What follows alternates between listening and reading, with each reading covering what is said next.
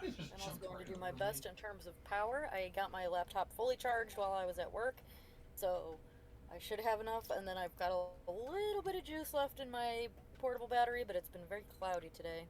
Oh, Juicing? shit. Fair enough. And juicing. How's this thing? Oh, we might not play tomorrow because apparently Oh, her grandpa's in the hospital. That's not good. Oh. Oh. Sorry to hear about that. How's this thing still alive? Give me more time to figure out frickin' old deer. Yeah, that's fair. I am probably going to be in and out for the first little bit of this because children. His first monster. Understandable, dude. Well, that's unfortunate because you, Codlack, and Spaz are Yeah, I was about to say you're the focus. Good luck with that, buddy. Hey, I'm just happy to be here. Yeah, it's usually Spaz's attitude, so that's gonna be a switch. Yeah, it'll be nice. Let's chuck some like Skyrim music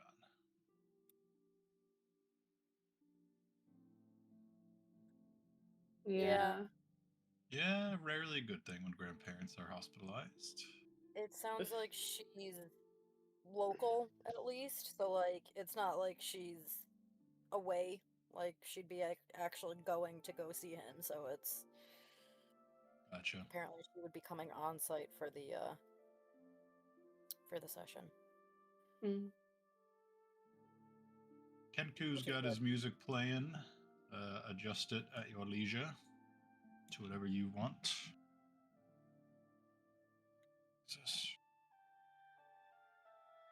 All right, so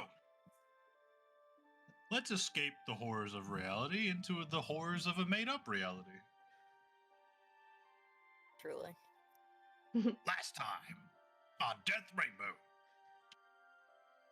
Last time on Death Rainbow, you finished up clearing the dead docks, regaining the port district of the city. You were relieved by an incoming regiment and the arrival of the Sea Griffin as the fog cleared. You talked with the king a bit about your reward. He said, pretty much, name it. You dabbled with property or statues or things of the like. Titles, even. And you decided to go information gathering. At first, you asked if Andros knew anything about the well, or the fountain, as Spaz called it, as that one scared lady told you. I was trying to remember in what context that happened, because I was thinking about that today, and I was like, I remember terrifying some random lady, but I don't remember what it was about. Yeah, he grabbed her off the street. Yeah. Hey, you! So you asked Andros about the well. He said he doesn't know much, but some of the fleet lords of Listros may know something. They are well-traveled, as well as maybe the elders themselves might know something. They are wizened, after all. He said he was going to take the next day or two to gather up supplies, maybe do some extra recruitment before he disembarks to help his home country of Listros fend off the encroaching Exaltian Empire. Whilst he was busy with that, you decided to split up. Nimnam and Theo went to Eldakruk and asked for more information about the well. Krug mentioned that while she deals in the physical, the astromancers of Lohir and Lohai deal more in the metaphysical and may know more specifically about these flowing magics.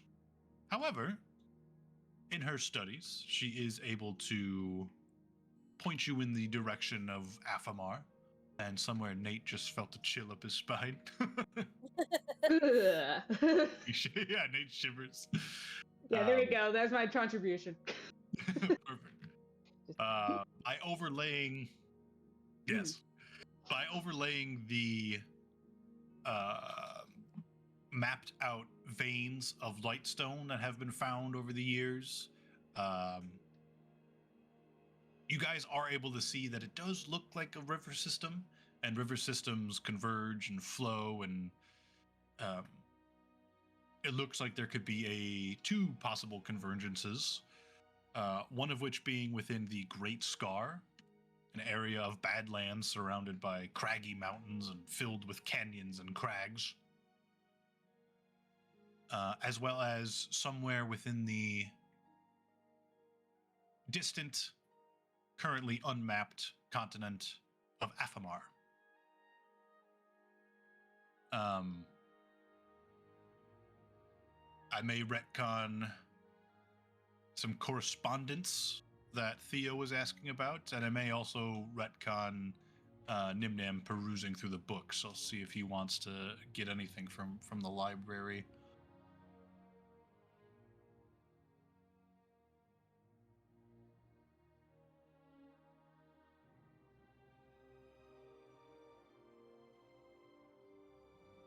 Yeah, I'll talk to Nate and see if he wanted like any extra spells or anything like that. Speaking of Pep, she went over to the temple, and she had a semi-awkward reunion with Carl, but they bonded over their relationship with Ragnar, and learned that efforts to communicate with or scry upon Ragnar were failing, possibly due to Panoptes' darkness, and moreover, took a look down the halls of past paladins, coming to a handsome fella with a plaque under it with the name of Zirios. And after pressing Carl a wee bit, you discovered that Zirios is the father of Zephyrus. Zirios was a noble and powerful paladin of the original order, knowing Ragnar personally before Panoptes was imprisoned, before the Battle of Blackstone, or the War of Blackstone. Zephyrus, his son, as a kid, was plagued with nightmares and visions, and Zirios brought him to the Order to help basically try to cleanse him, put him at ease, with the eventual hopes of training him in a paladin himself. Didn't work out entirely that way. While the visions seemed to have stopped, Zephyrus went on to have a career as a captain of the city guard. That was before the events of the Battle of Blackstone. His exact relationship to Panoptes is currently unknown, or exactly how they met and conjoined, and the intricacies of their relationship. And that is pretty much where we left off. Spaz, Kodlak, and Jace were just on their ways to make a round of shopping. And I think first on their list was finding the pits. I believe that was their first order of business. And we will pick up there. Jace, Kodlak, and Spaz. Jace, you're pretty much following Kodlak and Spaz at this point, who are very confidently walking through the streets of the Middle District. There's a bit of flavor too. I don't know if I ever fully described Blackstone, but again, mostly for Jace's sake, it is a city built within a caldera. The Port District, which you guys were fighting in and helping to clear, is actually outside the caldera along the coast. There is actually, I might have a map of it specifically. Yeah.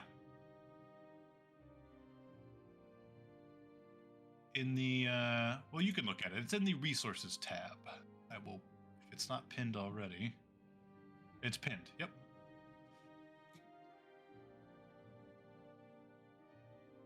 It is a very primitive idea but it just kind of gives you a sense of how things are related to each other. And again, it's very hard to get a tiered city on a two-dimensional map, but it essentially is an inverse Minas Tirith. So it's built in around the city, and its main roads are basically concentric circular roads that go, on the and it's kind of like I guess as tiered, or I think like Aztec farming and rice paddy farming, I think has like similar kind of. That's a good example, I think. Yeah, I just don't remember what specifically it's called, but it's very similar to that overall, where you have kind of a main road and you've got neighborhoods branching off of it, and then going down, almost like spokes on a wheel, you'll have connecting roads that are actually angled going down towards the center of the city, and then another, major or medium road in a circle, other neighborhoods branching off of that, and going all the way down to the center of the city. The city itself is divided into 4 different districts. There's the Port District, the High District, Middle District, and Lower District. The High District is the wealthier class, the more nobility, aristocratic area of town. That is where the Arcanum Librum is located. That is where the King's Grand Hall is located. Going further, that is where the Whispering Dragon Theater is located. Going down, you get a little bit more of the middle class of society. You get the artisans, the guild masters, the craftsmen, people who work for a living, but have a varying degree of success to it. That is where the Snoring Fjord is located. A lot of taverns are located in the middle and lower district. The lower district, it's not poor. There are poorer areas, but it is much more, as you go further down, it also gets more dense. The buildings are a lot closer together. The alleyways get smaller. And this is the thriving, beating, furnace-like heart of industry that actually powers Blackstone itself. The Rune Forge is at the very center of the city, so you have a lot of blacksmiths down there. As you get into the lower district, you get a lot of laborers down here, but also a lot of skilled work as well, like craftsmen, armorers. You have a lot of traders here. This is the densest populace-wise, as well as the actual infrastructure as well too. There are poor areas, like I said, but it is by no means the entire thing is slums. It is a heart of industry down here.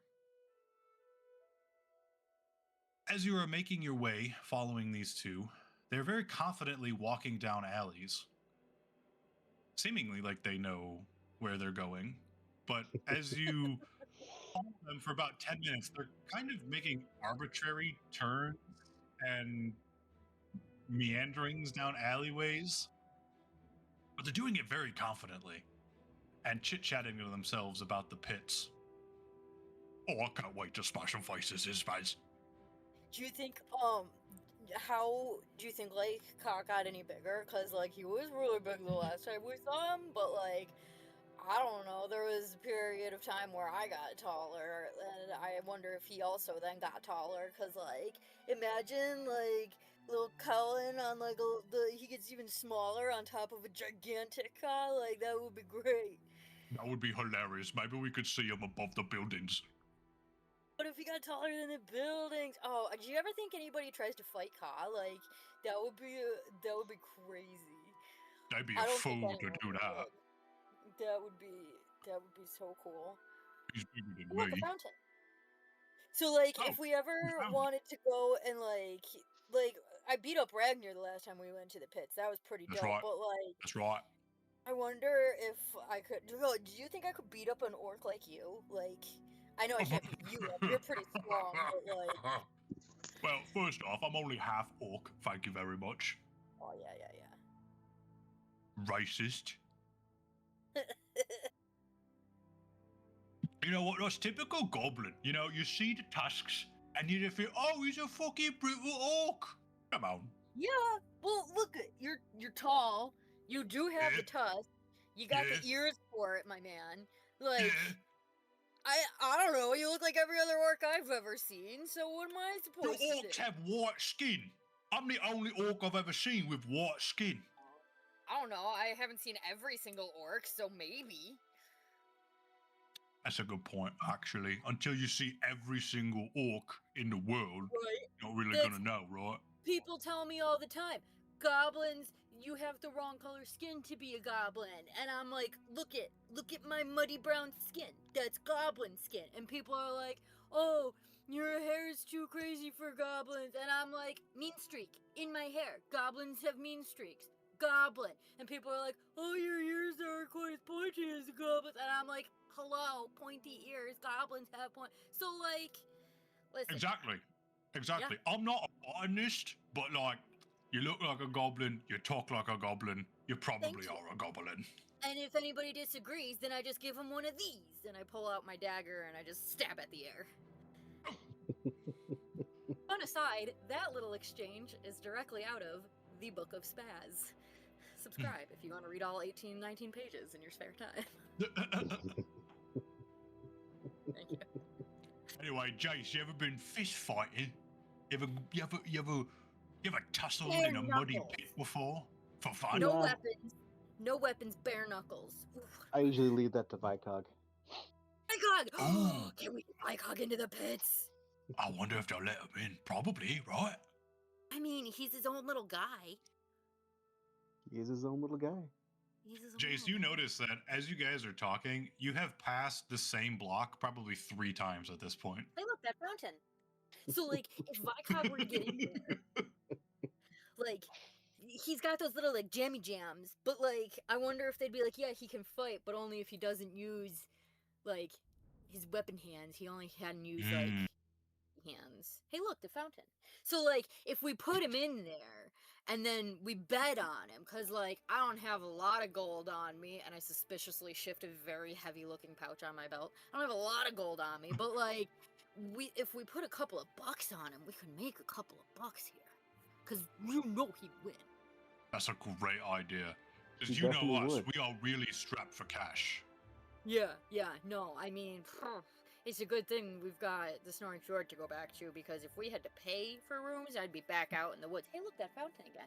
So, like, if we could get a couple of bucks, then we could get, like, the really good booze, instead of having to, I mean, like, I don't mind the barrel beer, like, this is good shit, but, like, we could get fancy one of these. Hey, look, the fountain. We could get really fancy one of these times. Thank God all that happened with Gunter. Because, Yeah. boy, we would have blown Yeah. our booze money the first night. Yeah, thank God we went on that adventure and did those things, and then met Gunter, and then I totally remember all this. I was definitely there. Wait, were you not there for that? Yeah, I was there. Yeah, but we told you all about it. Yeah, As they 'cause- keep talking, you I'm told going to me kind about of it. look around to see if there's any sort of map or anything, just quietly. Okay. Not saying And I was- anything, just going and I was to there. quietly look. As you look around, like, you can... There actually is signage that Thank God lead... somebody interrupted Raz for once. You know, there's signages to different store names and, you know, Runeforge this way and stuff. And as I spoiled last time, the pits are now sanctioned. So there is literally signage that say fighting pits this way. And Spaz and Kodlak are literally just going in circles around this little plaza with a fountain in it. I'm going to kind of Hey, like what is he looking for something? Hey, gently look, guide them without actually saying anything still, just kind of, you know, walk up next to them and just steer a little bit. I'm going to let them keep talking. I'm not going to say anything. I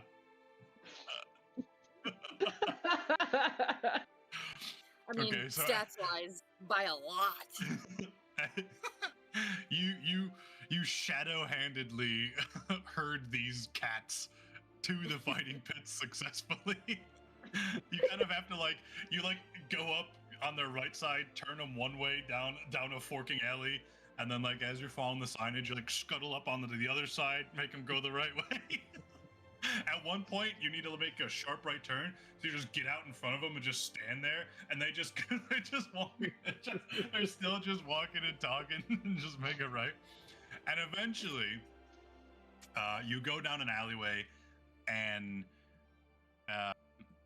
what once was just a muddy back alley is now an establishment. It's still outside. It's still in a plaza, but there's bleachers set up.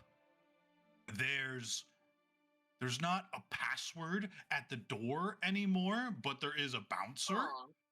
Yeah, I know. There's covered not tents, but covered canvases for areas for you can see different fighters warming up with their trainers. In the middle, there is a nicely built little ring with wooden rails around it. It's covered in nice sand. There's 3 people in the ring, which is weird. Maybe they're doing a free-for-all, but then immediately you can see one of them obviously is the referee, and he's wearing a black and white shirt.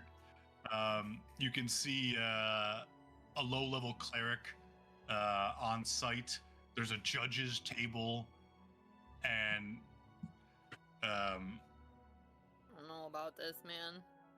Stepping in from the crowd, you can see there's currently a very dirty, smut-covered dwarf on one end of the arena. He's very brawny, very sturdy muscles, and on the other end is a halfling who's very doing some capoeira warm-ups on the other side. And the referee is kind of just looking at him and stepping in, kind of points at both of them, and then he points to a figure that you recognize. It is an ogre standing above the crowd. An ogre steps out from underneath one of the canvases. There is an ogre, very kind of just dumb look on his face, just kind of lumbering, gut out, walking around, and he has a wicker basket on his back, and standing in it, not that it's necessary, but just cause, is a little kind of schmeagly looking halfling. And he comes down. It doesn't come down, but they walk into the sand pit, and he goes, "Ladies and fucking gentlemen, welcome to the new and improved pits by our gracious king. Now sanctioned. That means no betting, you fucks. But see me afterwards. Standing in this corner is what's his name?" The dwarf kind of just it's Munson. It's Munson. Muddy Boo. Munson. Boo him. Munson. Face it off against. It's Rickard. Boo. What? Boo him as well. Him Boo. against Rickety Rickard. You can see the halfling. What is that nickname? What the fuck? You see him looking around. They're both just kind of shaking it off. Face it off in the inaugural fights of the new pits. This is fancy, yo. Ladies and gentlemen, it's going to be the best of 3 rounds. And there's a medic and a referee and judges, whatever. Make them fight. And he walks out of the pit.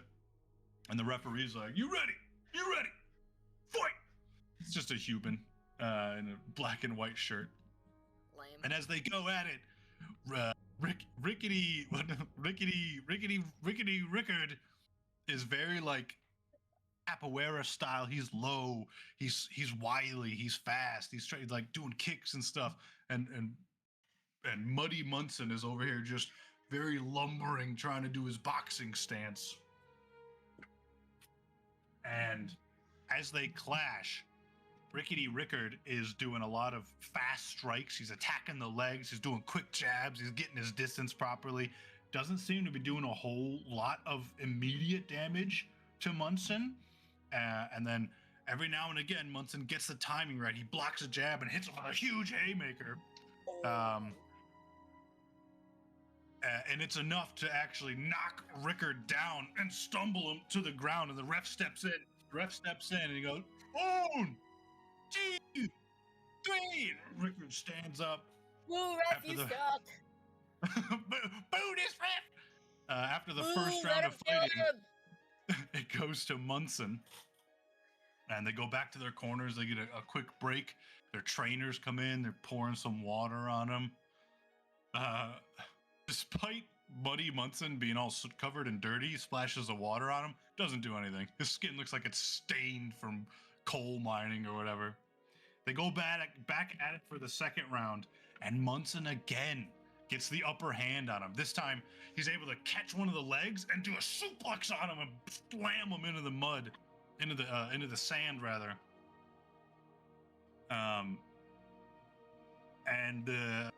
As they go again for the third round, so each round's a couple minutes. As they go again for the third round, Rickety Rickard is able to get a really wicked combo and stumble Muddy Munson, and it actually kind of is butted up against the railing, kind of losing his balance a little bit, and Rickard comes in with a Superman punch and hits him, and he flips over the railing.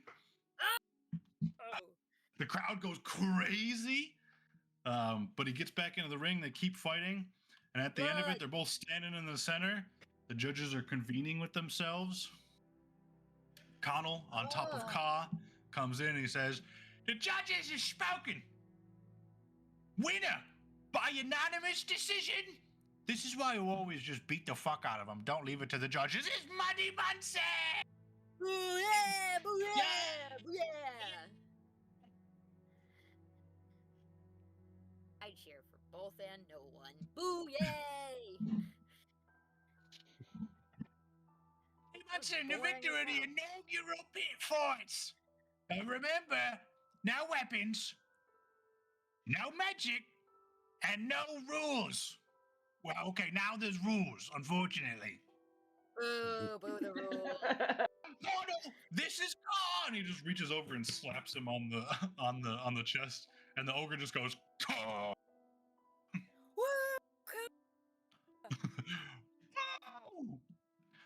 And remember, if you want to volunteer for the pit fights, you will be paid 0. But you can volunteer a fight should you like. Maybe if this gets out, we'll have a tournament or something like that. I'm going to literally try and climb over the dwarf standing in front of me. There's no reason for it. He would have moved if I had moved, but I'm climbing over him instead. We're excited. Make an athletics check. Or acrobatics. Let's see here. Oh shit, I gotta... athletics, you said? Or acrobatics, your choice, depending on if you're trying to be like aggressive about it or nimble about it. No, aggressive all the way. Okay, so athletics. Oh, that's gonna be a natty 20! Go! Yeah, he's a sturdy guy, so we're able to really just. Why do I always hit these when it doesn't matter? On his hip and just like, and the foot, literally just climb him like a, and he's just like, what the fuck? And you just walk over him.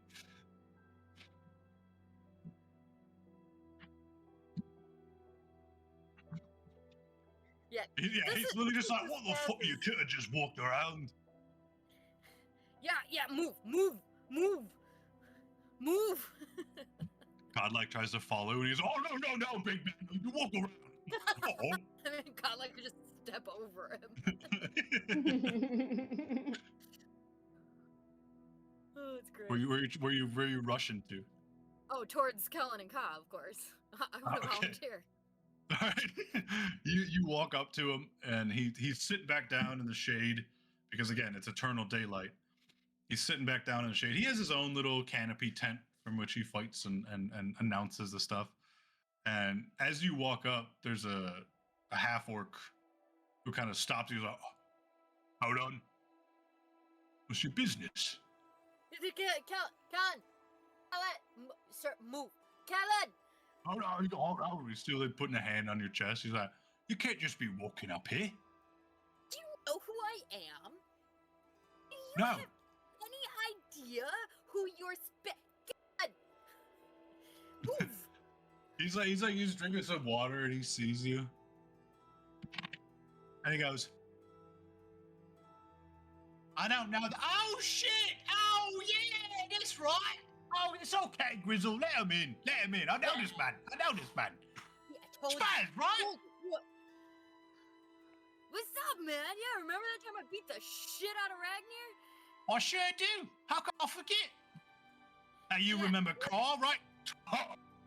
Yeah, that's right. Man, you're getting so tall, dude. We were just talking about what if you got taller than the houses, and I think you're on track, bro. I think you're on track. Carl chuckles to himself. So like, what do we gotta do to make it happen again? I'm ready to beat the shit out of somebody. Although, what's up with all this boring bullshit with rules and referees and shit? Listen, I don't like it much either, to be frank with you. Just kidding, I'm Callan. But no, I don't like it much either. But the king decided to sanction it. So, it's better than nothing. It's better than packing up and moving every couple of weeks.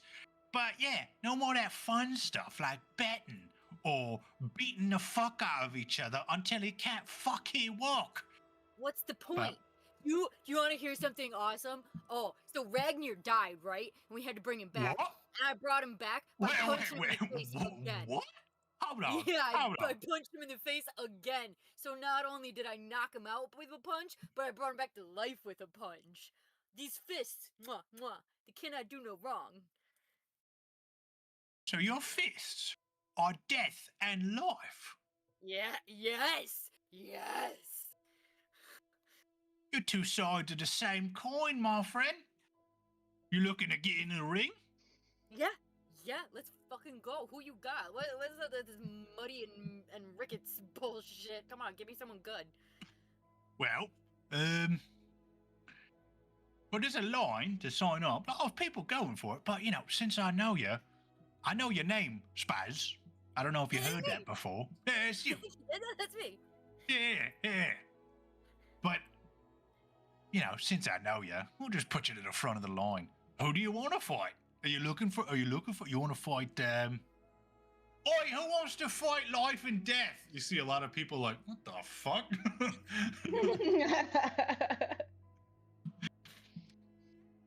You see a young, bushy-eyed kid, a human. He's like 17 or whatever. Looks to be a blacksmith's apprentice, and he's like, "I'll take a crack at it." Yeah. Fuck yeah, let's fucking go. You mean can I skip the line too? Yeah, sure. Fuck it. You guys will be next. I don't give a shit. Spaz, you need to warm up or anything? You want a trainer? I mean, To you, man. It used to be you just roll on up, some sweaty, shirtless dwarf would already be close to death, and you just jump in and try and beat the shit out of him. What? Coblak's my trainer, obviously. what? Yeah, hit him with your fist. Oh, also, can Vicog get in on the next one? Who's Vicog? This little clanky fucker over here. I'll pat Vicog on the head. That's a new face. Both of them. I don't suppose. Is he a metal man? He's a something. He's just a little guy. Well, he's not very little. Oh, well, he's just a little guy. It'll be fine. It'll be great. People will love it. Let me check the rule book. And he pulls out a blank sheet of paper. It's just completely blank, and he goes, "Nothing in the rules says he can't. If someone wants to fight him, do you want to fight him? Life and death versus the Metal Man." Nah, man. Nah. Are you sure? I want to fight this weedy fucker who volunteered. Look at him. He looks so punchable. Yeah, but a champion like yourself. That's Yeah, a but much. like, Vicog's my bro. I'm not gonna do that. He needs his own time in the spotlight. I wouldn't want to take that from him. Can Voicog speak for himself? Does he want to fight? Can he speak for himself? Vicog kind of creaks. Okay. And then raises a thumb up. I mean, All Cog right. doesn't- Metal Man wants to fight. Metal Man, do you want to fight Spaz or someone else in line? Vicog will shrug. Okay. I don't think that's He's it. Metal Man is indifferent. Fair enough. Oi, anybody want to fight the Metal Man? You can see a dwarf who's like, "I'm an armorer. I'll fight a Metal Man. I know my way around the rivet." Yeah, see, how great would that be? The armorer versus the armor. There's your headline bet. That's pretty good. That's pretty good. I'll just What beat the about you? shit out of this human here. What's up, bro? What about you, big man? You want to fight? I mean, always, yeah. Can I fight Car? Oh! You want to fight Car? What do you say? He smacks his chest as hard as he can again. Car just goes, looks at him, looks at Codlack up and down. Codlack sees this and he just flexes. Car goes, "Car. All right, we've got ourselves a free-peat. Well, go to your little dressing rooms. Here, I'll show you. Come with me. Here, you three can come into this tent." There's already some fighters there warming up. He's like, "All right, you lot, get the fuck out." What? No, man, I'm up there. Get the fuck out. Cod just goes.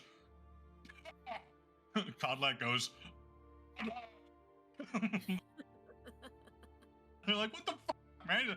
You ain't getting paid anyway. What's it to you? You want to go beat somebody out? Beat them up behind the alleyway. I don't give a shit." You guys are getting paid? What happened to doing it for the love of the sport? Oh, no, And they're the not getting back alley paid. Everyone gambling. here is a volunteer. I'm getting paid. But you don't get paid. You back alley gamble on yourself if you believe in yourself. Hey, this is a legitimate taxable income. No more of this back alley shit. And you can see him like talk real loudly and like glance over. There's just like a dwarf dressed in all black with a black hood. It's just like, not in front of the fucking royalty, eh? We're being watched, making sure everything is on the up and up. Do you think I could use my royal favor to get the betting reinstated? Maybe you know the king better than I do. What a waste of a favor. That would be so spaz, though. Whoever gets to the king first gets the house. Fucking go! It's like fucking rat race.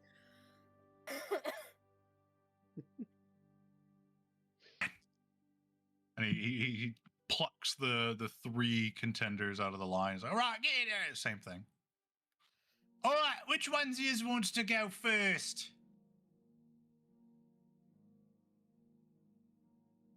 Badge, Godlack, Vicog, which ones of yous wants to go first? I mean, I think I'm trying to think of like what would be the best. All right, Spaz, you're up first. Yeah, all right. Yeah. End with Codlack, because that's everybody wants to watch Cod get into a fight. So like for sure. In your corners, ladies and fucking germs. We've got a special treat for you. A guest spot. 3 of them. Fighting in the inaugural pits. We've got Spaz, the wielder of death and life. Hold up your fist, mate. Hold up your mitts. Yeah. Face it off against, what's his name? Jeff. Fuck you, Jeff. You sure it's not Josh? Could be Josh. One of them will be. Jeff is just like, "Hey, do I get a nickname? Yeah. Fuck you. He just fucking flips him off. Everyone's like, Kyle like picks up some mud and throws it at him. Hey, ref! The ref's just like, I didn't see nothing. All right, you know the rules. No magic, no weapons. Thumb rules. Let's get it on. Referee steps up to the middle and he says, Wielder of life and death, are you ready? Fucking Jeff, are you ready? He's like, fucking, come on, mate. Okay, good enough. Fight!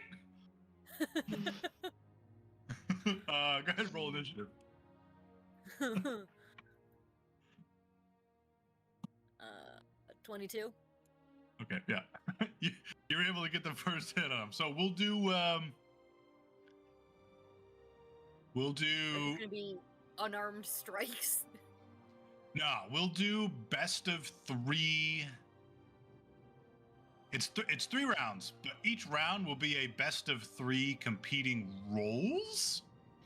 And we'll do, based on what fighting moves you want to do, will be the kind of, he just looks like a regular bloke.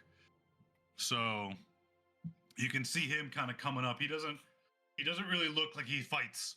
He's just kind of like, he doesn't really know what he's doing, but he's got a glazed determination in his eye. How are you gonna attack him? Oh, straight on, fist forward, just classic big strongman punch. Hold on, we need some nice fitting music for this. Yeah. So you're just gonna straight up try to wallop him, huh? Oh yeah, Just big haymaker. very obvious. Yes. All right, just give me a straight up strength check then. You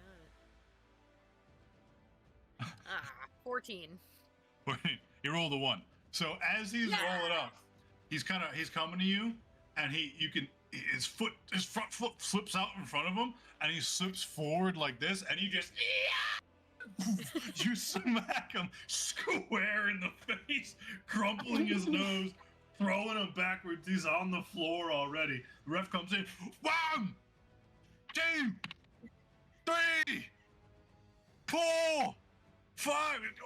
Yes, try. He actually gets up. He's like,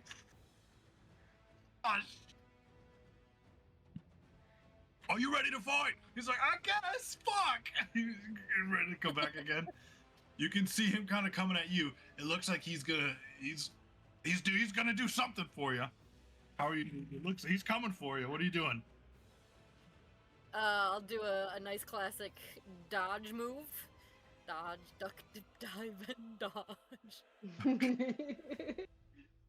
All right, give me a dexterity check. Check or save? Save. Oh, hold on. A beholder has ruined everything, apparently, on my D&D sheet. Uh-oh. Please hold.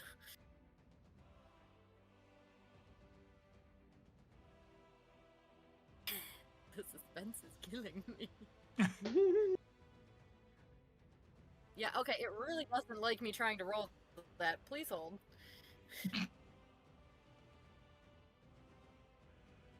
Dum-da-dum-da-dum. Fence is killing me. I know, it's killing me too. Poor Jeff here. Stuck in limbo. He's just. Come on, just roll the fucking dice.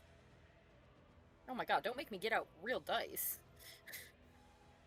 Goodness gracious. There's double There you go, I got it. 12. 12. He rolled the nat 20.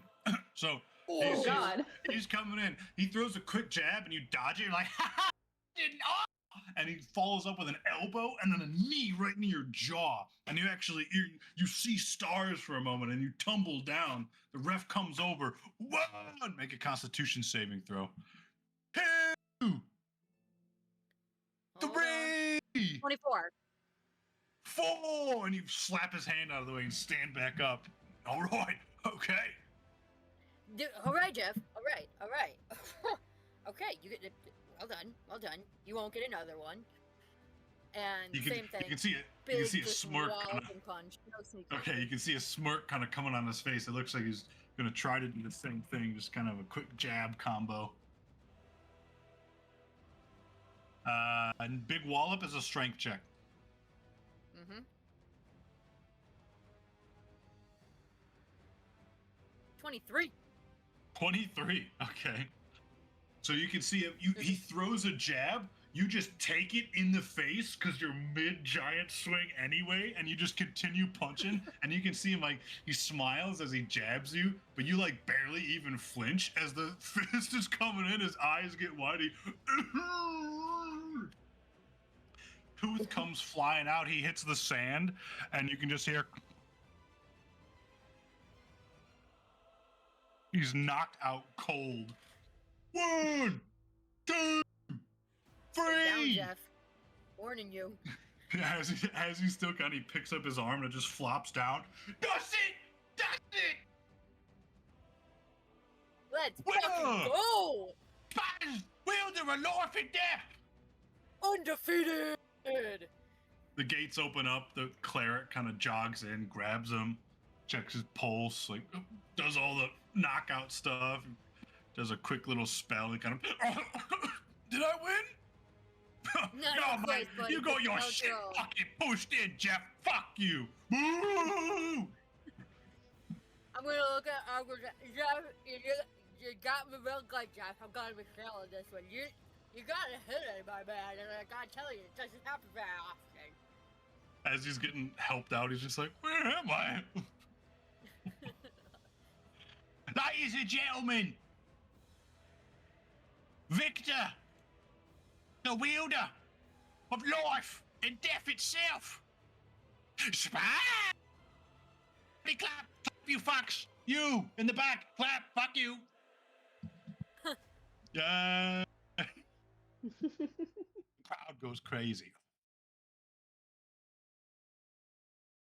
Oi, well done, mate. You fucking socked him. Yeah, told you, man. Unfucking defeated. Yeah, he can't catch a break because both his parents died in the docks, and you just fucking gave it to him. Way to go, mate. Yeah, well. That's unfortunate. At least I didn't also kill him, because that would have been one hell of a funeral. Anyway, anyone got a beer? Actually, yes, we do have a concession stand. Free for the winners. But, you know, if you want a tip. Yeah, of course. Yeah, but there's no betting happening here. What did we make? Oh, like I said, I'm the only one getting paid. There's an admission fee. I'm not going to give anything to you fucks. All right, fine. Since you won so spectacularly, you're drawn in a crowd. I'll give you 10% of my day's earnings. Like between the three of you. I'm inclined to accept. All right, fair deal. All right, I probably should pay my fighters, right? Maybe they might get, well, whatever. Fuck it. Fuck them. Fuck you, Jeff. That's up to you. I'm just saying, like, pulling in a show. No, you're right. The threes of you can split 10% of my day's earnings. Deal. Deal. Spits on his hand and leans all the way over from the basket to shake your hand. All right, go get a beer. Yeah. Who's up? Vicog, you got this, my man. You got this. All right, Vicog. You've been voluntold. Let's see. Step in the ring, Vicog. Does he need to oil his joints or something? Is he good to go? Oh, I think he might be tucking his kids into bed. Vicog.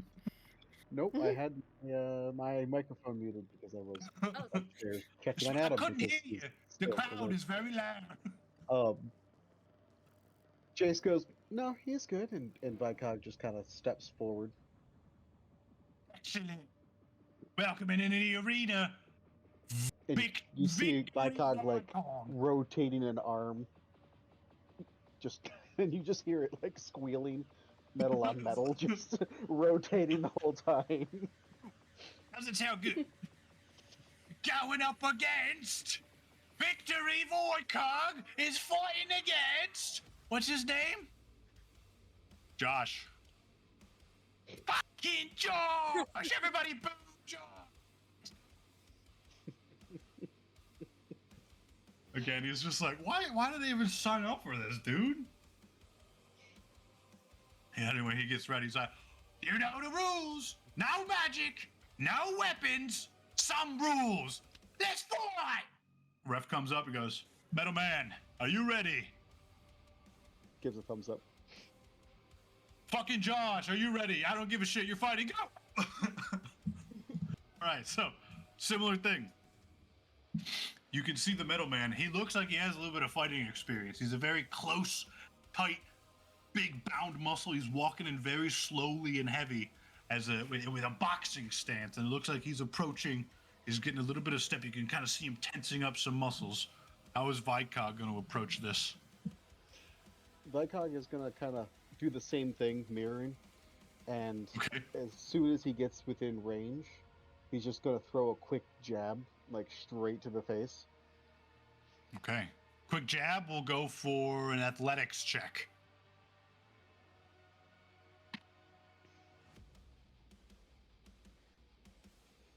$15. 15. So, Josh, as he's walking in, you can kind of see him start loading up a little bit. And as soon as he starts moving his hand back for a haymaker, Blackhawk just punches him right in the nose. And it stumbles him a little bit. You can see it open it up, and Vicog follow. You can see Vicog like for a moment and then just immediately react with an uppercut. And it hits him in the chin and it stumbles him back. He like goes down to one knee, but he gets immediately back up, waving the ref off. And he's like, okay. And you can kind of see him now. He opens up his hands and gets a little bit crouched and is starting to approach like in a wrestler's stance now. How's Vicog going to react? So with the second hit, you see like a little arcane jolt hit his chin as well. Oof. And that's what knocked him down. Just and as he gets lower, Vicog is just gonna kind of again he's more or less mirroring, and he's kind of like crouching down a little bit and shuffling forward, and he's gonna go for like a kick to the face this time. Okay, all right. Yeah, give me another athletics check for that one then. We gotta find the button to do that again.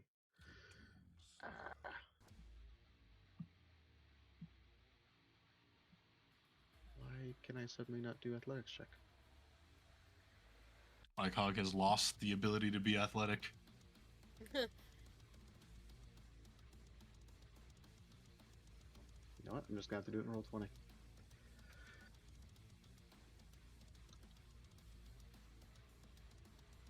That's 12. All right. Where the hell is my rolls in yeah. As he's coming in, he's kind of like, he's getting low and he's like starting to sprawl out a little bit. It looks like he's going to go for like a takedown. As he's shooting in, Vicog literally just sticks his foot out like that. And he kind of slides into the hit, slides into the foot. He hits him, but he carries his momentum a little bit forward and is enough to do like a single leg ankle pick takedown. And so you both kind of tumble to the ground, but Vicog is able to shove him off immediately. And you guys are both rattling up to your feet again. And it looks like he's going to do a similar thing as he's kind of approaching in a wrestler stance again. Is he in front of me or behind me at this point? At this point, you guys are facing off. You were able to shove them off of you, and they kind of shuffled back up to your feet. But you're kind of closer to the edge of the ring than he is. So I'm going to wait for him to charge, and then when he does, I'm going to have him kind of go boneless, basically, and drop down to the ground, and then kick up. So I'm just trying to, like, fling him over me. So as he's And coming in, this is going to use Arcane Jolt, too. okay. That feels Which is- more like a dexterity check to me, or Extra- acrobatics, your Extra choice. force damage. Okay.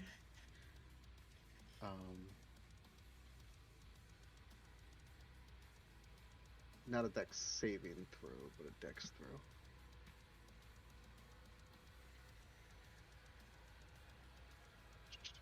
Is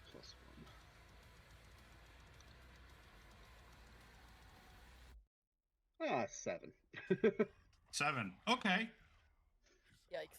Poor I Vicog. mean, he rolled a 3, so these guys are rolling Come really on. badly. So as he's coming in, he shoots in. Vicog just goes dead fish, falls down. He kind of tumbles on top of him, and then Vicog hits the kick. As it makes contact, there's a little thump of that arcane jolt, and this guy actually, he kind of feels it, and because everything was still sort of so much momentum going on, and because you were close to the ring, you kick him, and he actually kind of tumbles a little bit, like end over end, and he ends up rolling through one of the railing spokes, shattering it, and ending up outside the ring.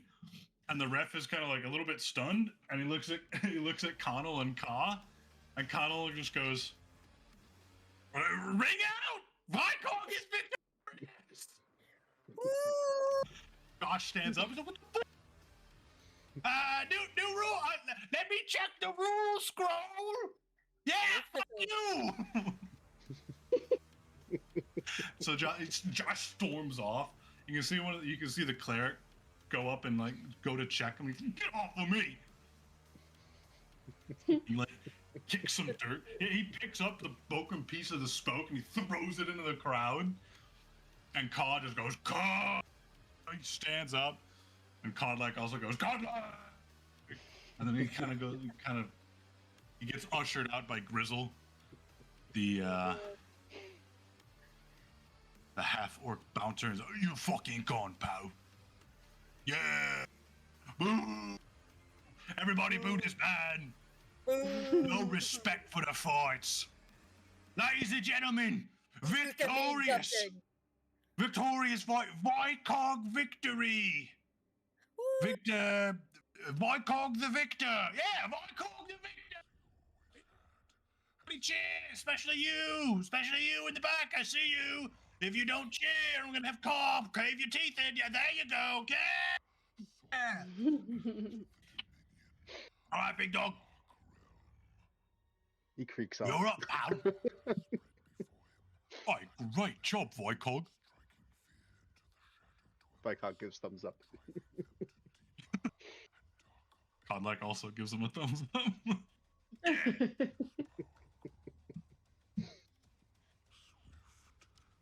All right, Car. All right, Car. You're up. So he goes to walk in to the ring and put me down first. Put me down. I'm not in this. Car goes, Car. Takes off the basket, sets it down. Connell immediately hops up onto the side of the ring and holding onto one of the posts. I just hate being on the ground. Kyle walks in, lumbers in. Kodlak does some stretches. And Kodlak tries to do like that cool boxer thing where you like go under the ropes. Except he's so big, he goes through and he splinters one of the railings of the Oh, sorry. All right, Cole. Ladies and fucking gentlemen, especially you in the back who doesn't want to fucking clap, fuck you. We've got a very special treat. Dang it. What the fuck you do? The guy, he's a guy who wants to fight.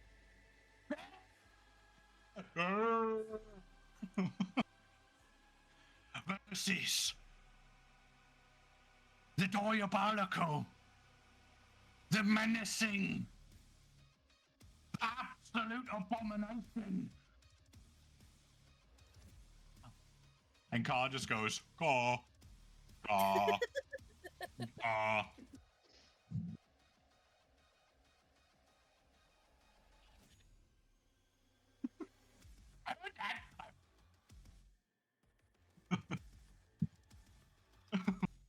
Oi! Make sure this man gets 0 beers. Nobody serve him anymore. One more and I'm kicking you out. You're almost as bad as the guy who won't clap. Fuck you too. Car. Ref goes, all right, big man, are you ready? Yeah, sure, whatever. Car, are you ready? Car. Truly a testament to the greatness of our DM right here. Your voice is straight.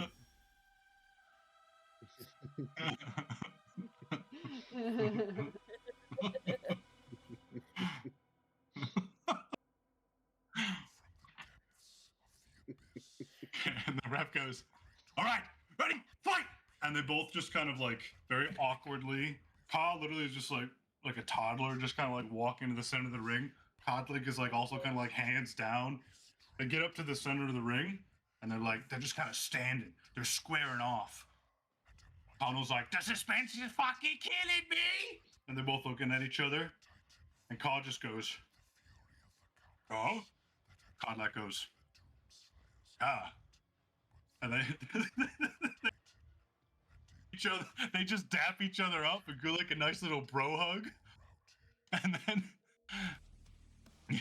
everyone's like, boo, boo, boo, boo! And Connell's like, no, you're supposed to fight! You're supposed to fight! Fight, kick him in the dick or something! Do something! And and you can see them both still in this bro hug, but like, they're still locked in it, and their muscles like start to tense. One gets a little tighter, and the other one gets a little tighter. Those are really cute, you guys. They do. Actually, they switch grips, and they just start like grappling. They just start squeezing each other. And you can see Ka just getting like really tense, and Kodlak's like, fuck, he's fucking squeezing me. So Kodlak's gonna go, all right, Ka, you want a little bit of this? I'll give you a little bit of that. Kodlak's gonna rage. And Ka is just gonna continue squeezing. They're gonna continue squeezing each other. Oh god.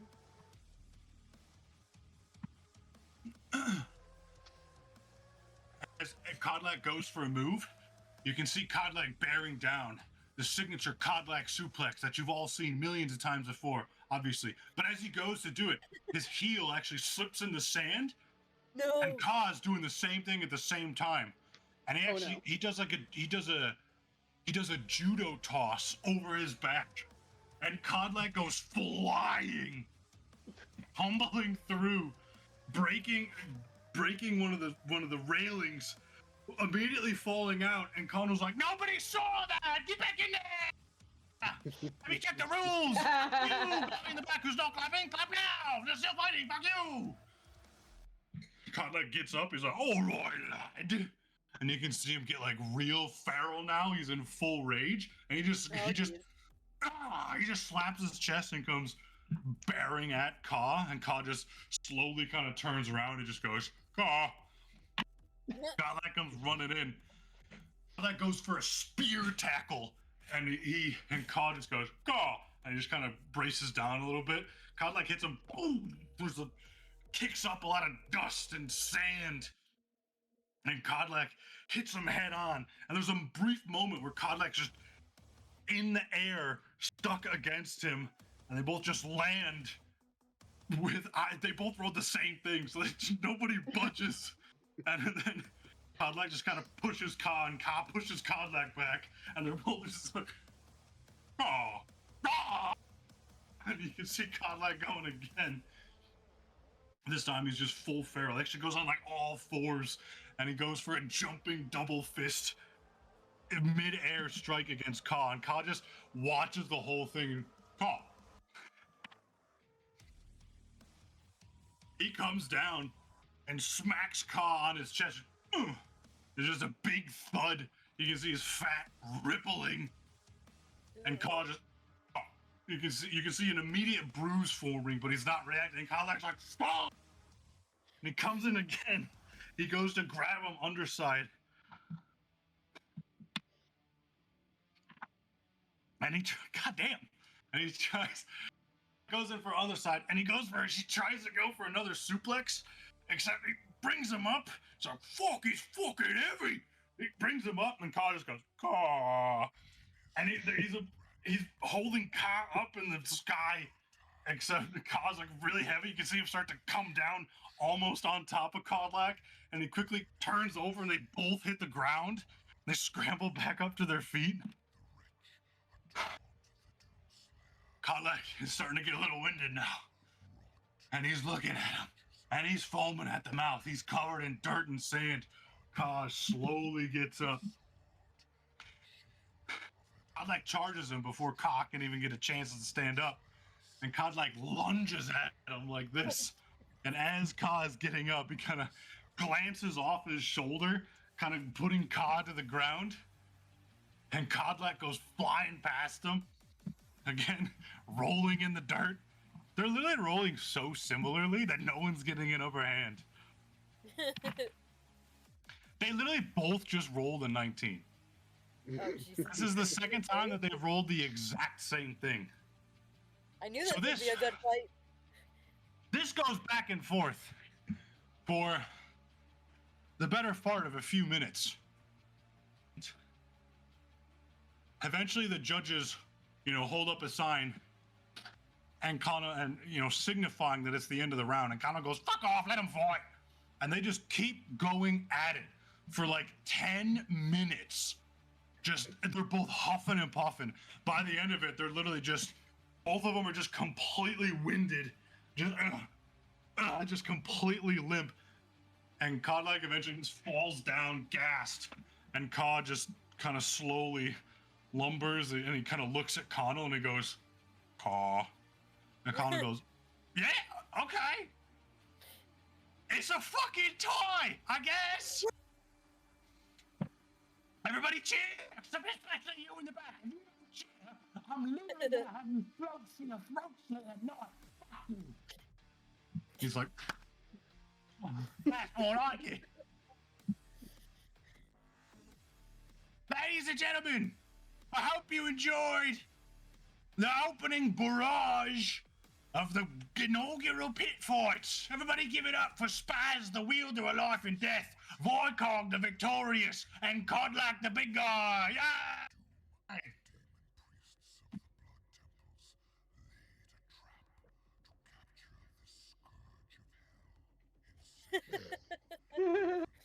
I'm sweating. I'm sweating. Commitments. I'm sweating. Okay, so you guys get free beers at the concession stand. You guys continue to watch the fights for as long as you choose. All of your fights are over. It's very entertaining. There's more fights to be had. You're hanging out at the concession bar stand.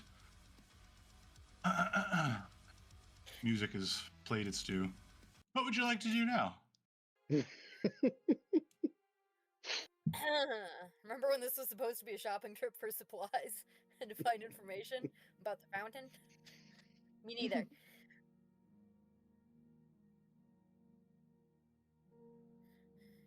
Hey, you there? And I'm just gonna poke some random ass person at the concession stand. You happen to poke Jeff. He's still concussed. He's like, what? Hey man, do you know anything about like a magical fountain well? A fountain pen? No. I never learned to read. There, someone tell Nim Nim I asked. Who's that?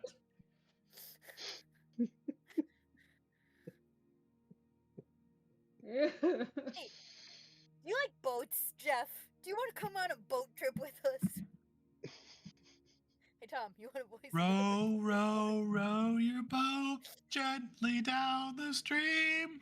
Jeff, I like you. I like Merrily, you. You're merrily, good. merrily, merrily. Life is but a dream. And he conks out on the bar. That man has severe brain damage. That's unfortunate. He'll be alright. They got magic and shit here. They'll take care of him. So, the afternoon is yours. Well, so I'm out of ideas.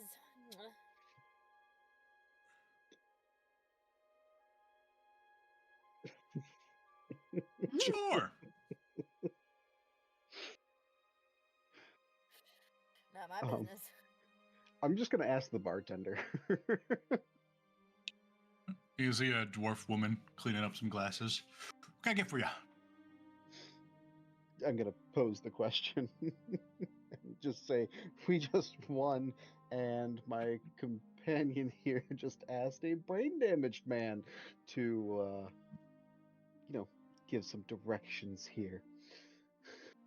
Yeah, I probably shouldn't have served him that 6th beer, huh? Oh well. So what exactly are you looking for? I'm gonna pull Spaz over. Now There's this like is whom you want to fountain ask. well, or Okay. a well fountain. It's like magic and shit, and it's like secret to everlasting life or portal to the beyond. I can't really remember.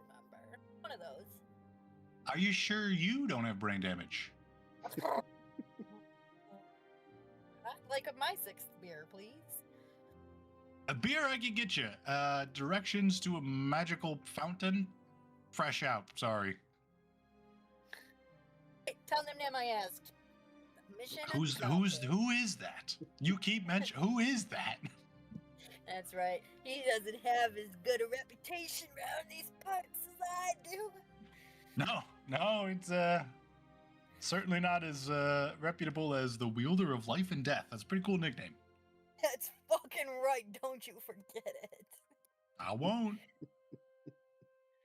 Hey, Jeff, you want that 7th beer or what? Yeah, coming right up. Jesus. With that, I shrug and I just kind of go back to looking over Vicog, making sure there's no lasting dents in him. Kind of. He's pretty pristine, apart from some sand in the crevices. He's solid. Pull out a little brush and I kind of start brushing the sand out. At that point, and I wait to see what Spaz does, because at this point, I'm just drinking my beers. I did my I'm just job. trying to herd them wherever without causing undue damage to the town. Fair play. You, Connell come up, and he goes, "All right."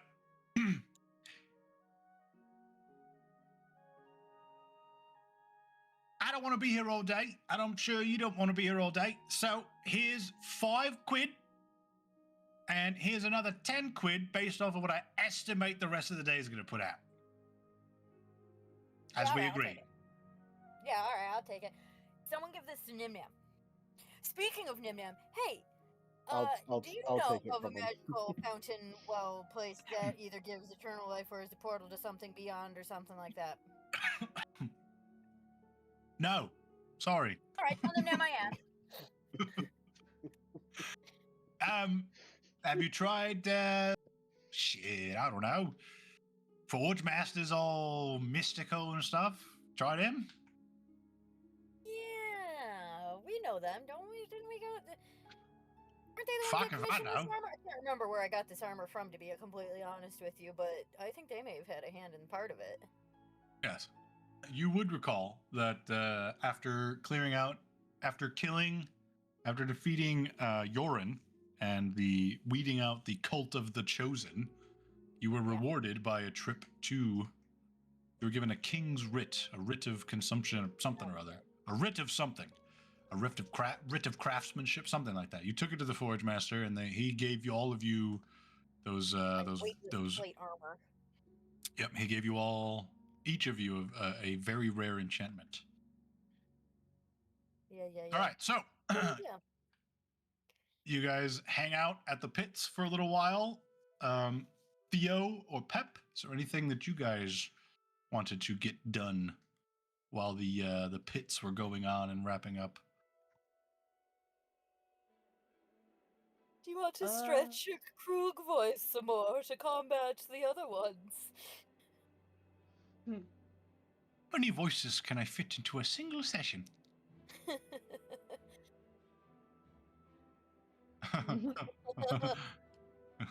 think anyone we went to see in a shop would just be generic Scottish dwarf at this point. No, they all have, they're all run by unique people. The ones I mentioned, at least.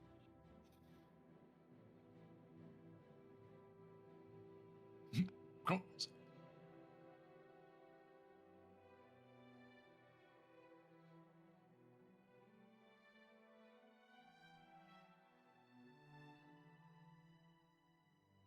Well, I'm going to do that later on this week.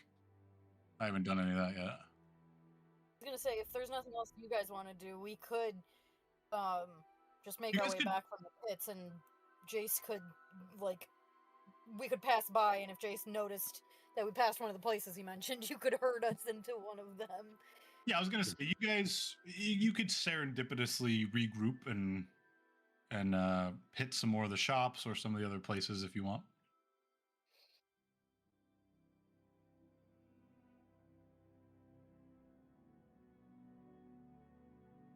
Oh, yeah.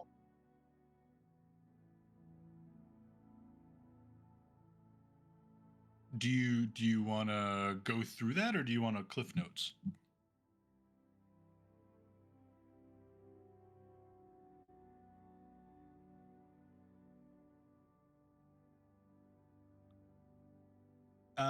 I mean, unless there was something else you wanted to discuss with her, the answer would have been brief. She also would have tried, but similar to Carl and the rest of them at the temple, seems to be blocked. But I will say, now that you're here, it seems as though specifically we imprisoned Panoptes inside the Shadowfell, yes. But we specifically imprisoned him, or at least it seems that he created his own domain within the Shadowfell. These things have happened in the past. They are called dread domains. It is a manifestation of his power within the Shadowfell, in which he can exert his power more freely, and perhaps he is the king of his own version of Blackstone in there. Regardless, I would venture that he cannot exit that area. So as much as he is trapped in the Shadowfell, but additionally, he is trapped in his own prison, which he has made his own kingdom, if you follow.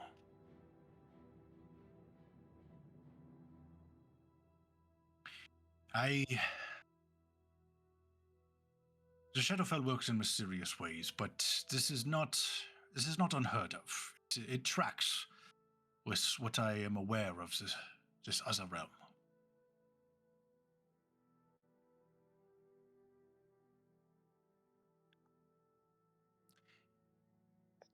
Common, I am not sure, but it is known there are some famous dread domains amongst some of the histories of the Shadowfell.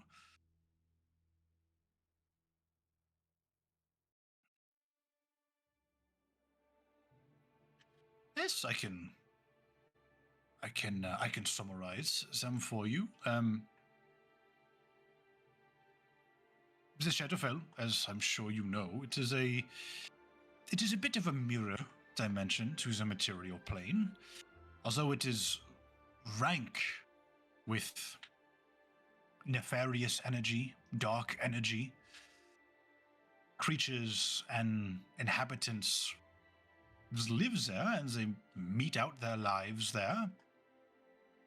can also be home to dimensional travelers. It can be wayward transients. Necromancers are known to reside there in some regards. It is not unique to Panoptes. The Shadowfell is not a unique realm. It is just... We did seek to imprison him, but it was not intentional to send him to the Shadowfell.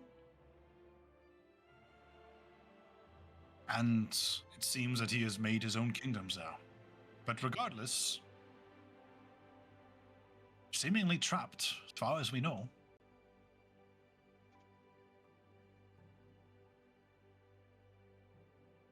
I hope that helps.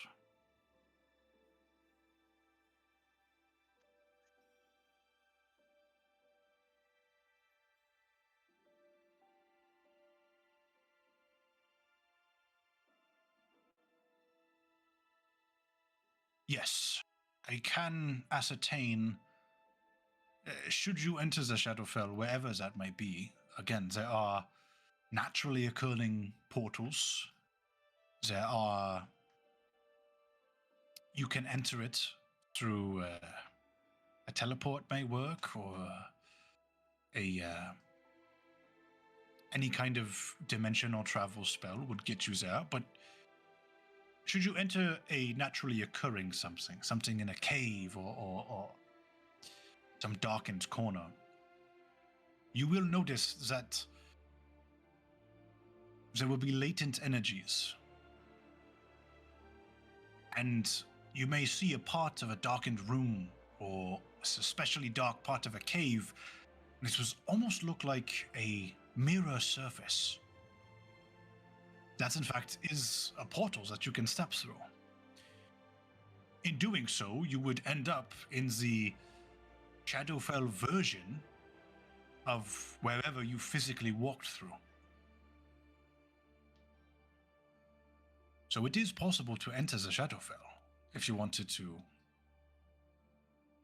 gain experience of it.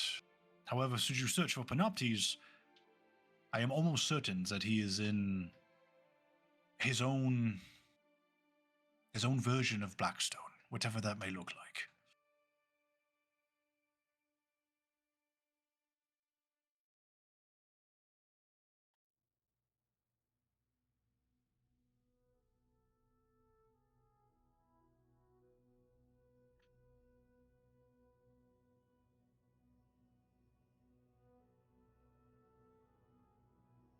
The Dread Domain is more of a... It is more of a... It is not a separate plane.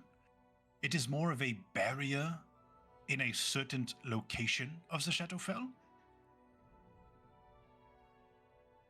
And it appears that Panoptes has made his own in presumably his version of Blackstones, the Blackstones that is in the Shadowfell.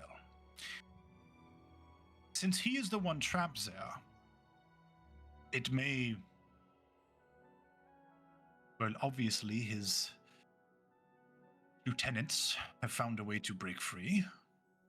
Given enough release of latent energy, but it seems as though, as you've seen with Malathor, Zephyrus, and Ballastrax, given enough raw energy, it appears it can be channeled into breaking that barrier, at least for his lessers. Perhaps he himself is looking for something stronger, something more. Regardless, should you enter the Shadowfell, you would not find a hindrance into entering his dread domain. People he has direct control over, his direct underlings, may find themselves trapped within it, but to the natural inhabitants or wayfarers amongst the Shadowfell, they would be able to come and go freely. Think of it like a bubble, but only Panoptes and his immediate others are the ones trapped.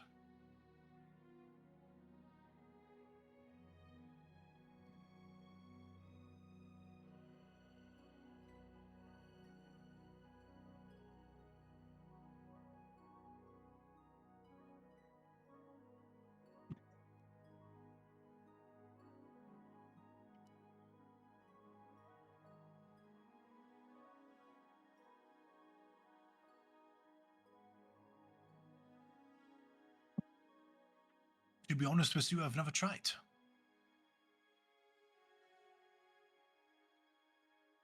We, for fear of what may or may not have happened, we refrained from entering the Shadowfell. We, after enough time had passed, and his reach was not felt in our world, we deemed him successfully locked away. And we would have rather let that be. For fear of getting trapped ourselves or somehow inadvertently releasing him, we didn't try. We considered his imprisonment successful.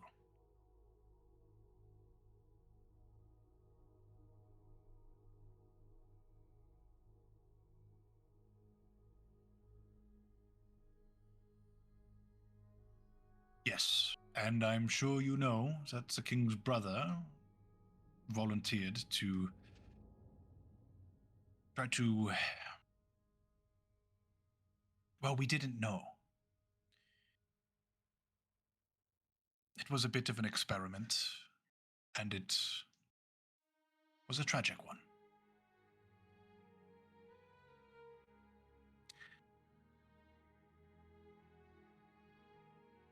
We've been in a bit of limbo ever since. Well, until you all in the book showed up.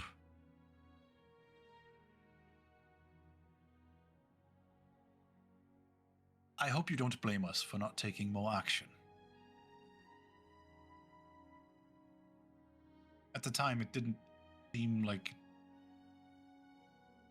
it was necessary. He was imprisoned. He was not impacting us. But the thought was always in our minds that he could return somehow.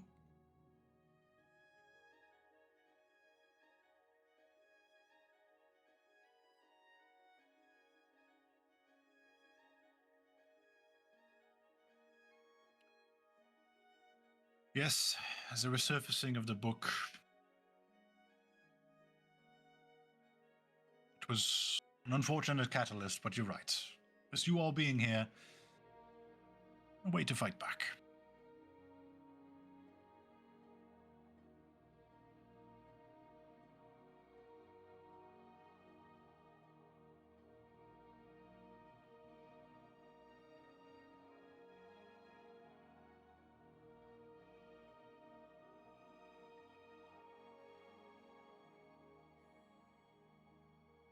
Or trap one of ourselves. We didn't know.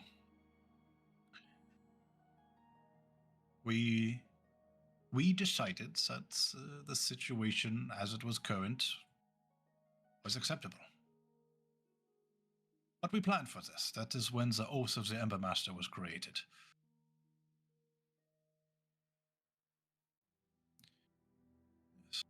We were not without failsafes.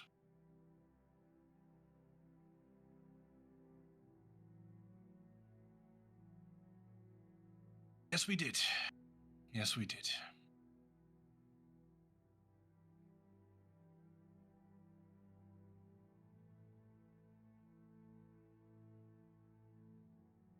Over what? Trapping Panoptes? Stopping his evil? No. We did what we needed to do. It did not go directly as planned.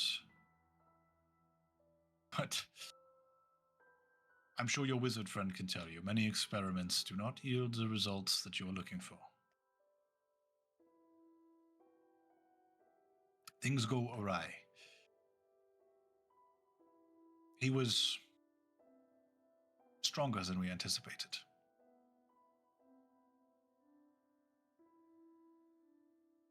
Perhaps booned by some other greater evil.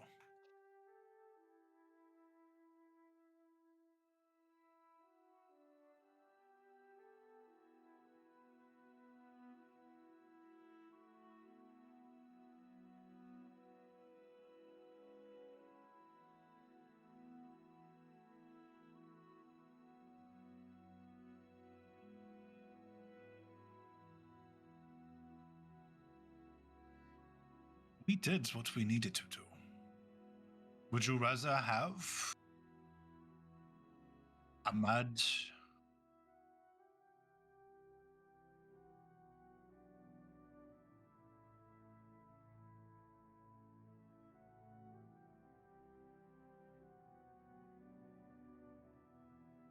I apologize. I am not without sympathy for him. He was a student here after all.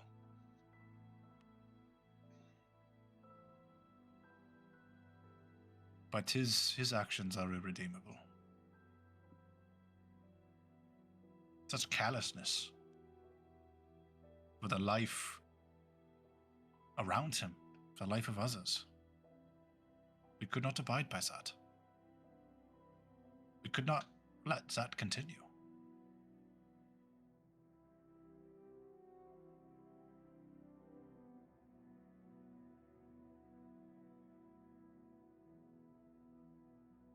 Kind of takes a moment to herself.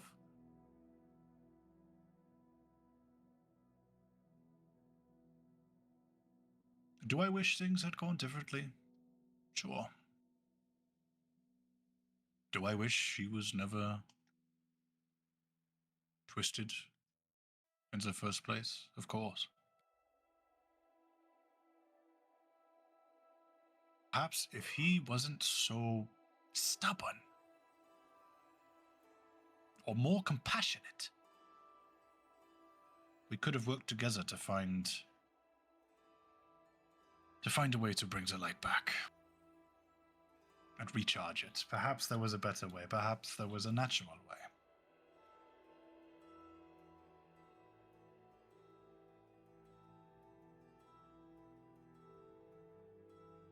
Yes.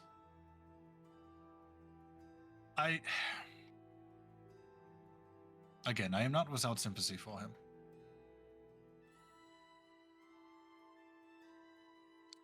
He saw a problem, and he found a solution. Do the means justifies the end?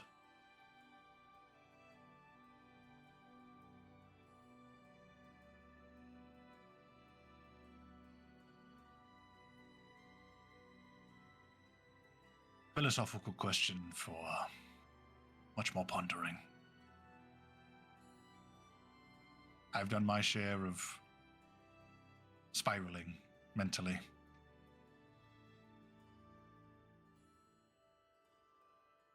There is an acceptance in the millennia of living.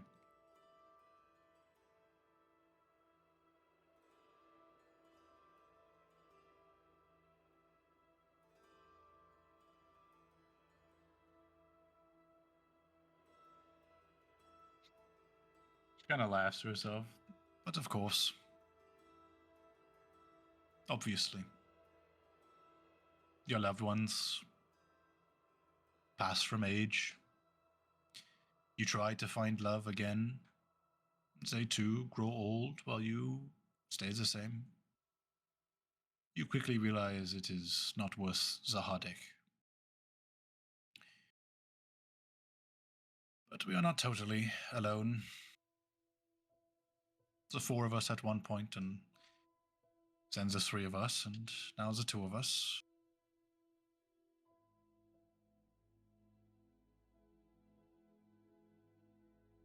People to relate to.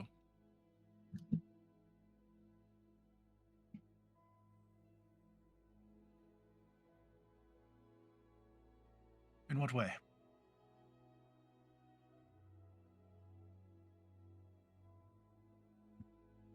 If you know of a way to communicate with the dead when there is no body to be seen.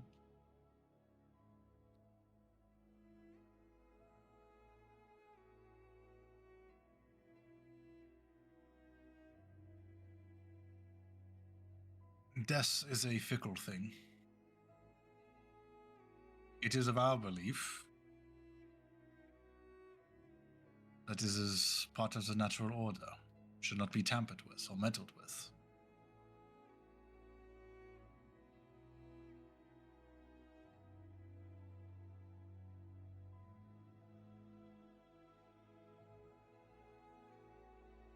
But no,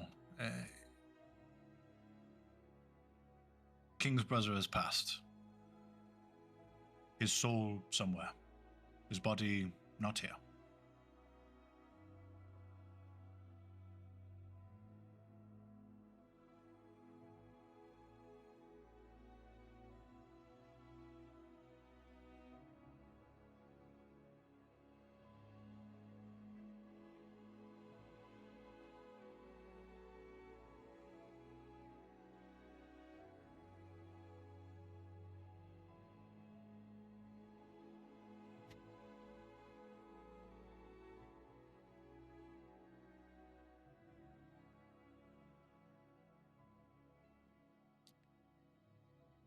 That is a difficult question to answer.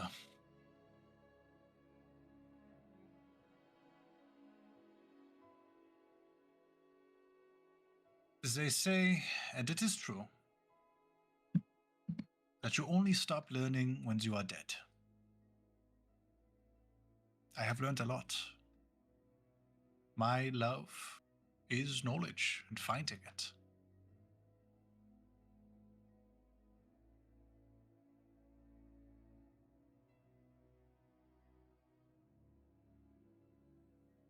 However,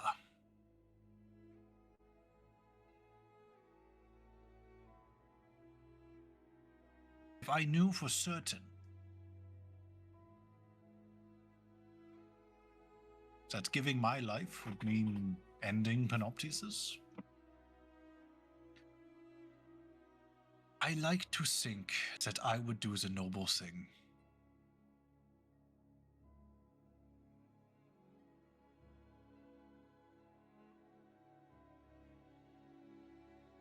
But there is so much yet to be learned.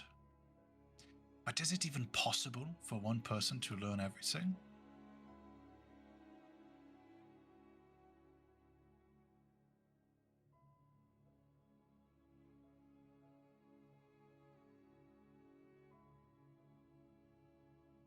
This is a question I don't have an answer to. Like I said, I like to think that I would do the noble thing. But I also think too much. And the situation would have to... I don't know how I would react in the situation, but I know I would do what I thought is right in the time. I would let myself react however I saw fit. In my wisdom, I have learned that sometimes thinking, you can absolutely think too much. And so I think this is one of the things that I would let the choice be made in the moment. But again, I like to think I would do the noble thing.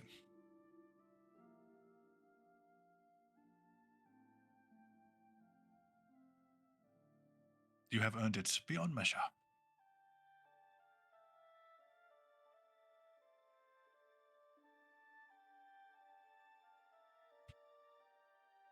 I understand that. But also, remember what I said. Sometimes you can think too much. Sometimes it is necessary to simply act.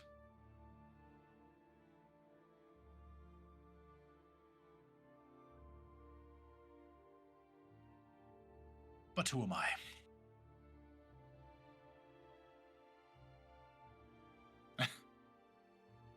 Well, one of those things is true. Wisdom does not come with years. Experience, sure. Knowledge, sure.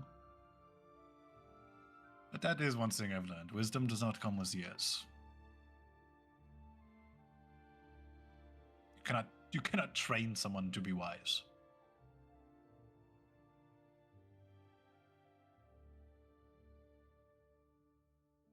Oh, that is not to say that the older you get, the wiser. You definitely... Okay, fine. I am very much wiser than you. Is that what you wanted to hear? Is that the answer? That because you come to me for all of the answers, I will give you an answer. Yes, I am wiser than you. Now go on. Go with your friends.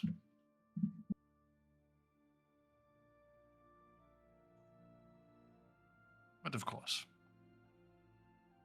Alfie the same.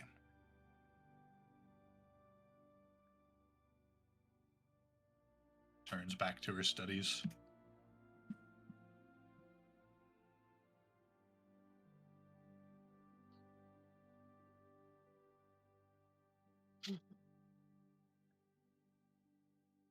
Yeah, probably.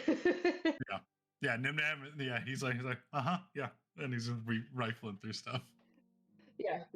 Takes a big... Yeah, and the crunch of a crisp sausage. Yeah. And Theo's just off to the side and like just monitoring the situation, and you see as she's looking over, she notices that one of the stack of books is like perilously close to tipping over and just collapsing on top of Nimnam. So you see her shoot a hand out and be like, Nimnam's not gonna be reading books while eating sausages. He'd get greasy fingers all over everything. He ain't about that. Well, he's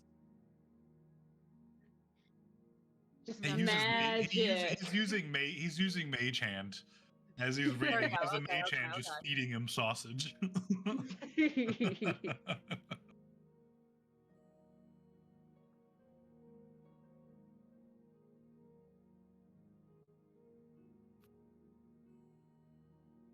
But yes, you do all three see each other in the library.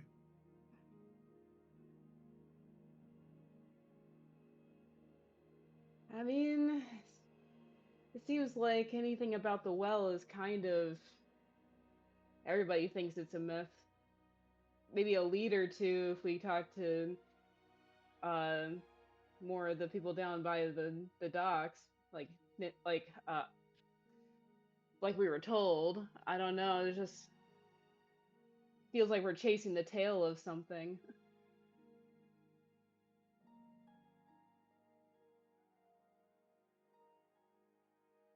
Which is rather shocking with, Krug being as old as she is, and even she doesn't know.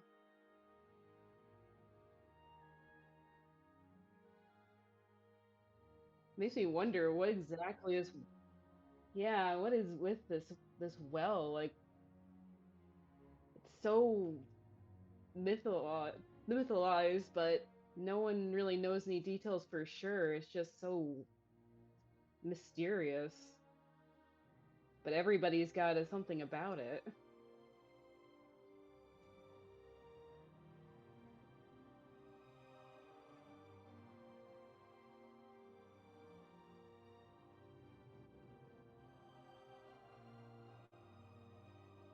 Well, if we ever find it, we can always test it.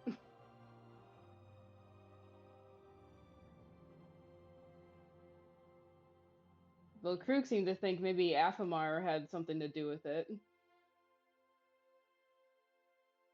Or something called the Great Scar seemed to be maybe another place of interest.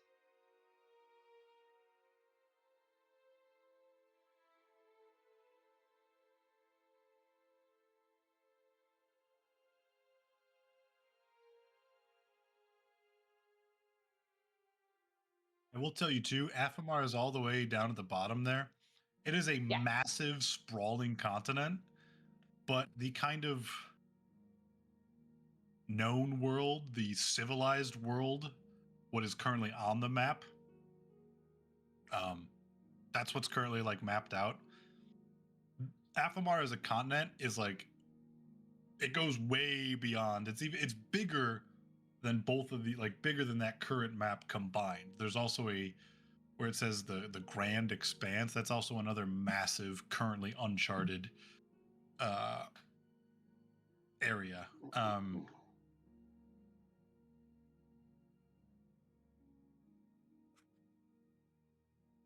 Yeah. On the way down. But yeah, according to the map, Afamar isn't just this tiny thing. It's just a massive giant thing, but it's currently unmapped because there's really no contact. The closest places would be Lohir and Lohai. But at least all the way up in Blackstone. It's like you guys are in like Iceland, and Lohir and Lohai are basically like Gibraltar. Or even more. Yeah, I was. It's. Andros would have mentioned it's like a. It's like a 2-week sailing journey to Listros, possibly more.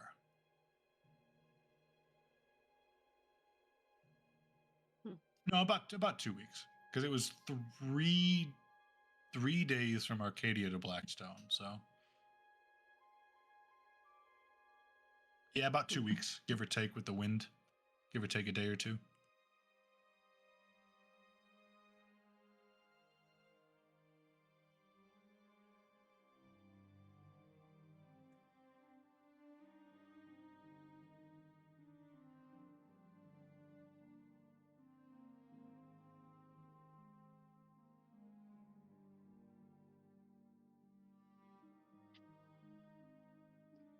Well, theories are better than anything.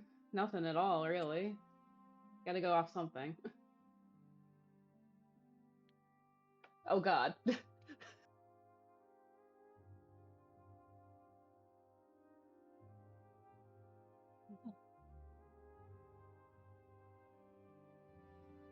Yeah.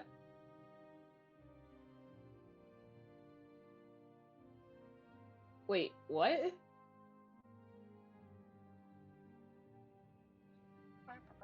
Like, wait, so what does that even mean? Wait.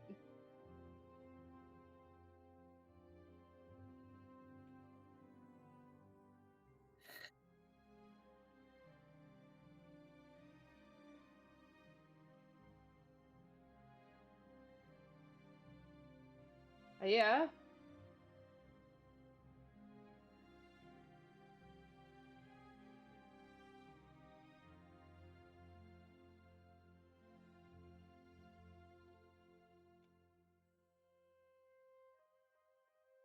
Jeez, he obviously never got rid of those.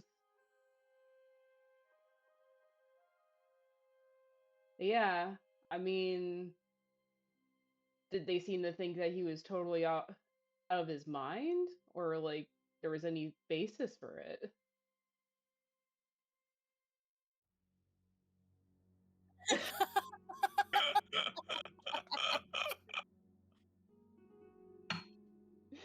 Amazing.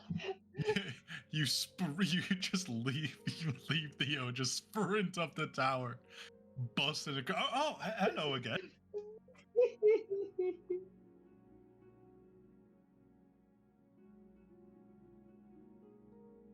Yes.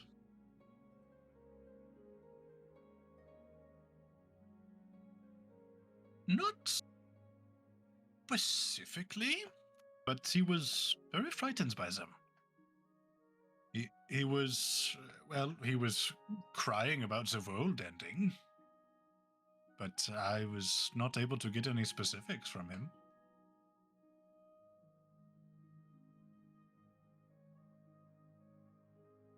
He was but a mere child at the time. It was hard to get anything, but he was inconsolable at times, claiming the world was going to end, the world was going to drown, the world was going to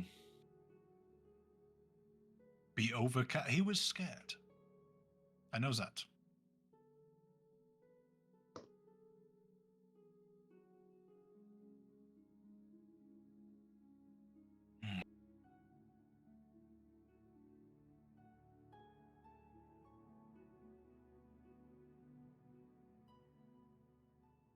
I'm afraid I'm not aware of any. The entire city was lost during the event. Not much remains from beforehand, only the rune forge. Chico!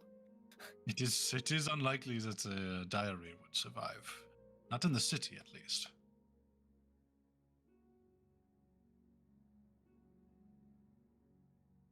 I believe that was one of the things he said. He knew... He sobbed on about the world ending and everyone he knows and loves dying or being consumed.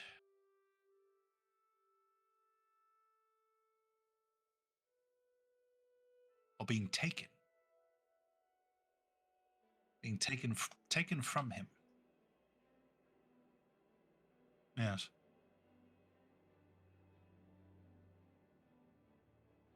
Precisely. Terrifying concept, yes. Hard to say whether he was thinking about people being physically taken or otherwise. As I said, he was a boy.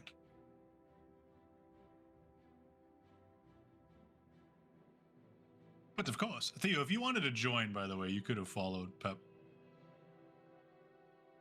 Okay, I mean, we're getting close to the hard stop Yeah, for we are. me, so. That's what I'm saying. If you guys, Molly, if you remember what, like, if you write down what you have questions for, we can pick up. Because do you need to go right now? I was just gonna try to tap out at 8 o'clock, or 8 o'clock my time. So I Isn't can just that make it to the airport. Yeah, it's isn't in that 2 minutes. in 2 minutes? Yeah, 2 minutes. Okay. That's why I was Well, just like, I'm just gonna listen. If you need to bow out, that's fine. But Okay, yeah. I mean, I we was could gonna say, continue I for a would be- couple minutes more, or we could just save it for the three of you talking to Krug as we pick up next time. It's up to you guys. Yeah. I would not be opposed to winding down around now. Okay. Yes, write down. Yeah, write down Yay. exactly what you're going to ask her, and then we'll go from there. Yeah. All right. So as Theo enters the room, Pep is about to ask some very interesting questions, and that is where we'll end tonight's session. Woo! Woo! We did it! Woo! Yay! Man, the Yeah. dice love Spaz in the pits. He Yeah, never damn. rolls as well. He never rolls that well. The dice, I'm telling you, the dice continue to make these stories so, like, the fact that Ka and Kodlak were just So good. stalemating. Come So on. fucking Oh, that was good. It's too funny. Too funny. Actually, Molly, if you're willing to send me the questions that Pep was going to ask Krug, I can be better prepared for next time even. But yes. You guys still haven't gone shopping. Listen, that was Yeah. Yeah. I mean, it's up to you. It's I up to you guys. the option for us to end up there, and y'all would talk to Krug instead.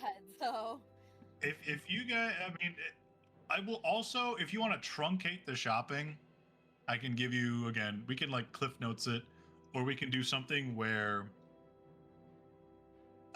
like if you have, like obviously you'll get like the basics like rations and yada yada yada, Right. but like if there's something specific, whether it's potion, you know, magical weapons, magical armor, if there's something specific you're looking for, you can pretty much find it or have it made.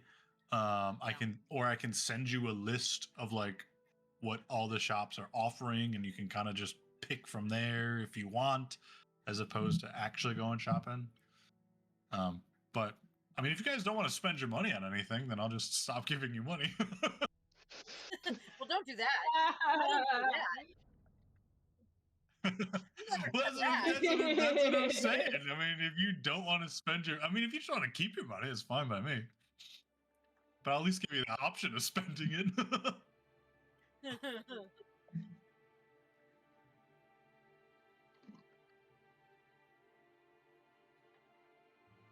Yeah. I gotta check Yeah. in Yeah. on how many crossbow bolts and shit I still have. Yeah, we'll assume that you guys. Yeah, we'll assume that you guys pick up, you know, the norm. I think going forward, we should at least keep track of ammunition and like days of rations. I think some of you guys have spells that just creates food and water. I don't know if those are. Yeah, but they're not cantrips, so it would be a tactical choice to have. So I think at least we can do that because, you know, it still kind of makes it kind of fun. But we'll at least track that stuff just to Yeah. have Alright, go get something Nate. worth doing. But yeah, but again, yeah, if you guys just let me know, I guess if you guys want to like do the shopping off screen, I'll just basically make Yeah, a list and.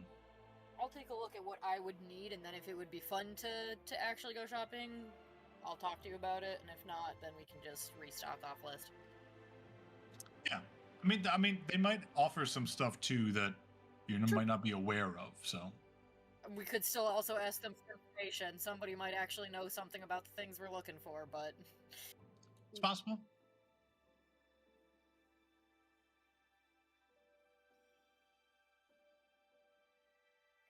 that's what I'm thinking. Uh-huh. On our way back in the pits, we get steered and meet up with you guys or something. Yeah.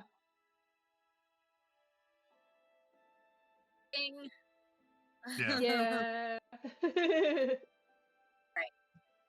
Yeah. Well, if we don't shop Please do. off screen, I can guide you guys towards a quick shopping next session. All right, go get Nate. Tell him he's Yep. Yeah. See you but guys. you missed Yep. the pits. Bye, love you guys. Bye. All right.